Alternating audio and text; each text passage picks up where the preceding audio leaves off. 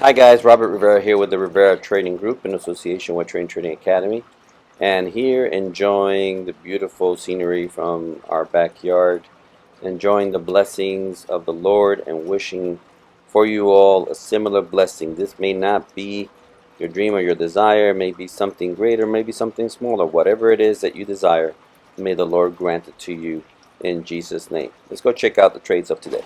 So here we're going to see the open of the market in just a moment. There it is. The market has opened. This is the NASDAQ. And I'm watching how price initially made its first move down. Usually, whenever it makes an initial move, it is a false move. And then it begins moving in the true direction. So I'm waiting here for a flip for me to take it to the upside. And I'm seeing that it is moving up. So I went ahead and entered for a buy. I'm in profit pretty quickly, and it starts moving in my direction pretty good. I think it went up like 6 or 7. There it is, something like 7, but then it starts crashing down. As soon as I see that, I just went ahead and got out.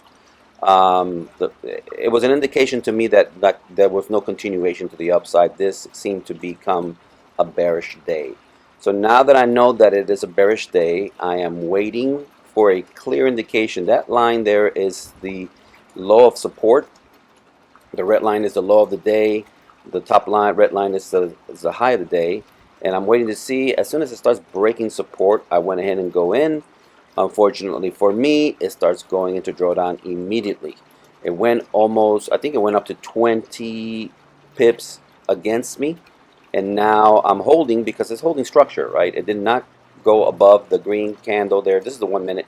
And I go above the green candle. It is holding structure, so I'm holding on to my trade.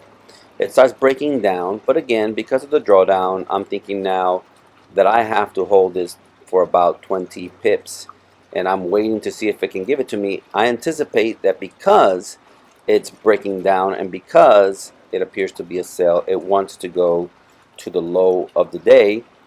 But as I mentioned before, I'm not interested in looking for catching the entire move. I just want to catch a good portion of the move. Unfortunately for me, the market was a little choppy at the beginning, and so it dropped and went up. It dropped and went up. And here again, it went all the way to, like, I think it went, in fact, I think it hit 15 pips or something like that. But because I'm holding for a greater move, I'm not taking my profit. I'm holding for a greater move. And now here comes the next candle. The next candle opens and it starts teetering. We don't know what's going to happen. Is it going to continue? It's going to have a continuation. It's coming back for a retest. Here it's coming back for a retest. But again, I'm practicing being intolerant with my losses. And so I went ahead and cut half of my position right there as it came back to zero. I closed half of my position.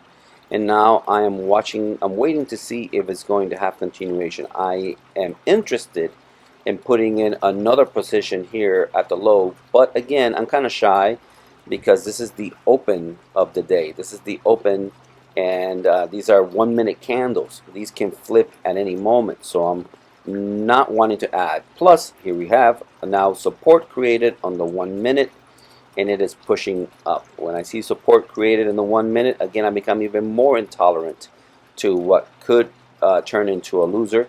So as soon as it comes back into my entry, I close the whole thing.